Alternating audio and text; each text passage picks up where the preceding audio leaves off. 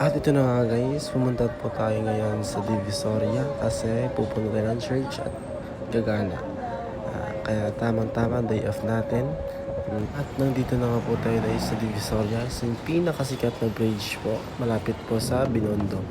At dito na nga po tayo sa simbahan ng Tondo Church. Dito po ako palagi pumupunta every off and then absent po. Dito po ako nagdadasal. Team na panalangin ang ginagawa ko. And then, pupunta tayo mamaya sa may kainan sa Tutuban Center.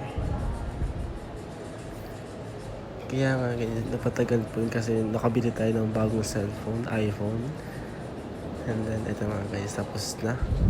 At nandito na po tayo sa food court ng Tutuban Center.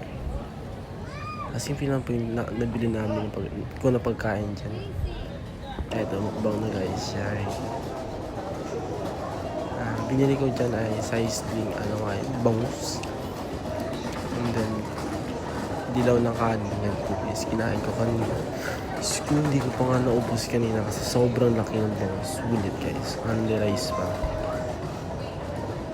And then, wala nga drinks, kakainis. Ang mahal-mahal kasi ng drinks. And then, ito na nga guys. Pagtapos ko dyan, gagala ulit. Hindi na ako naka-video. And then, uwi na rin papunta Malalim, Manila.